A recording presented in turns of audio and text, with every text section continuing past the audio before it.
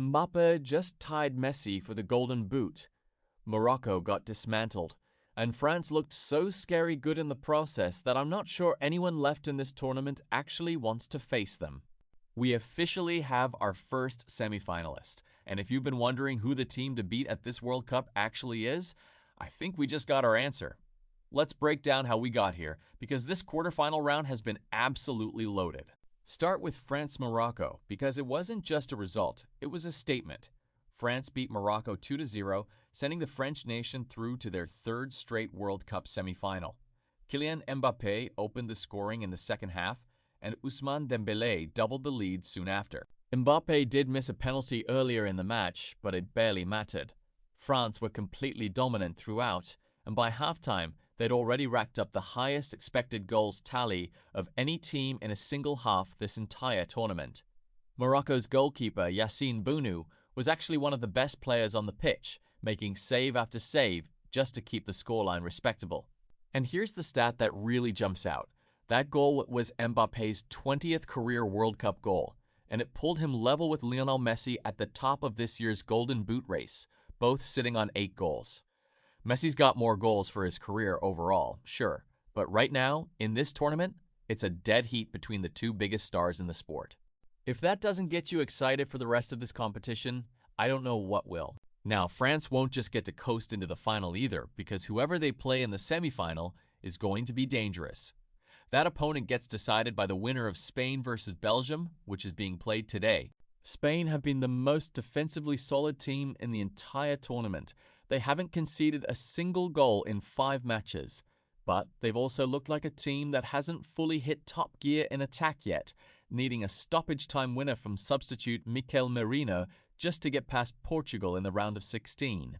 Belgium, on the other hand, struggled through the group stage but have completely transformed since the knockouts started, blowing out the United States 4-1 in Seattle with a balanced scoring attack featuring Charles de Ketelaere, Leandro Trossard, and Yuri Tielemans. With Kevin De Bruyne expected back in the lineup after being rested, this might be the most evenly matched game of the entire quarterfinal round. While that's happening, we've still got 2 more massive quarterfinals to look forward to. Norway against England is the matchup everybody's circling because it means Erling Haaland lines up directly across from Harry Kane.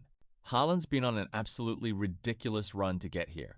Norway beat 5-time champions Brazil in the round of 16 thanks to a late Haaland brace, a result their manager called the greatest day in Norwegian football history.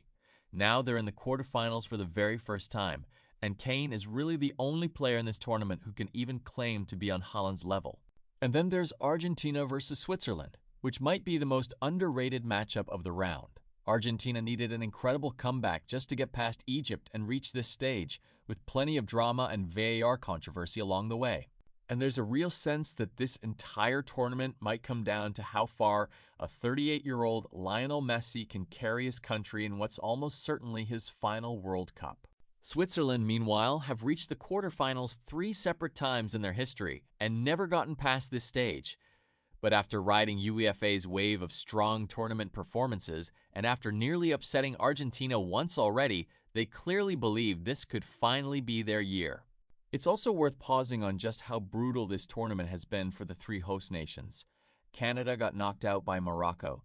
Mexico fell to England in a result that broke hearts in front of a home crowd. And the USA were eliminated by Belgium in a game that pulled in over 33 million viewers on its own, which tells you everything about how much attention this World Cup has actually gotten in the United States, even with the home team out of it. So here's where we stand. France is through. 1 semifinal spot is being decided today between Spain and Belgium, and by the end of this weekend, we'll know all 4 teams headed to the semifinals in Dallas on July 14th. My early read is that this is France's tournament to lose. They're the only team left who's won every single match without needing extra time. And with Mbappe playing like this, they look like they're just getting started. But Haaland has looked unstoppable, and I'm not ready to bet against Messi doing something ridiculous one more time either. So let me know in the comments. Who do you think is walking away with this thing? And make sure you're subscribed because we're about to find out who's playing in the semifinals, and I'll have every result broken down as soon as the final whistle blows.